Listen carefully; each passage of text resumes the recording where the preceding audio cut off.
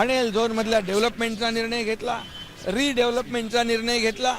त्यामुळे या महाराष्ट्रामध्ये, या मुंबईमध्ये जे निर्णय आतापर्यंतच्या इतिहासात कधी घेतले नव्हते ते निर्णय आमच्या सरकारने घेतलेले आहेत। लोकांना हक्काचं घर मिळालं पाहिजे, कधी कोणी विचार केला?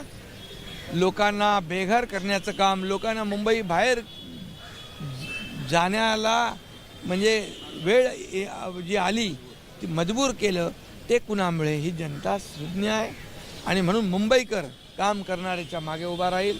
मुंबईकर गिरणी कामगार असेल, डबेवाला असेल, माताडी असेल, मुंबईतला प्रत्येक चाळकरी असेल, मुंबईतला गिरणी कामगार असेल, या सर्वांना घरं देण्याचं काम आमचं सरकार करेल। BDD चाळीसारखा निर्णय आम्ही घेतला आणि म्हणून मुंबईतल्या मुंबईकरांना पुन्हा मुंबईमध्ये आणण्याचं वचन आम्ही दिलेलं आहे आणि ते आम्ही पूर्ण करणार। मुंबईतले सगळे रस्ते काँक्रीटचे करणार, मुंबई खड्डेमुक्त करणार, मुंबई भ्रष्टाचार मुक्त करणार, मुंबईचं प्रदूषण कमी करणार। STP सिवरेज ट्रीटमेंट प्लांट जे प्रदूषित पाणी समुद्रात सोडतात ते आम्ही काम चालू केलं आहे। ज्या थांबवलेल्या मेट्रोचं काम आम्ही सुरू केलं आहे, अनेक कामं आम्ही सुरू केलेली आहेत। त्यामुळे मुंबईकरांच्या जीवनामध्ये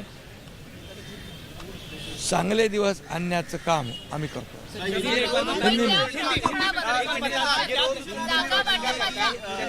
सल्ला देऊ इच्छिता या निवडणूक निकालानंतर जे रोज उठून तुमच्यावर सकाळ संध्याकाळ टीका करतात त्यांना काही सल्ला? सुबुद्धी। मला जेवढ्या शिव्या शाप टोमणे, जेवढे लोक टोमणे सेना मारेल तेवढी जनता माझ्यासोबत राहील आणि महाराष्ट्रातली जनता, लाडक्या बहिणी लाडके भाऊ सगळे जे आहेत ते माझ्यासोबत आहेत।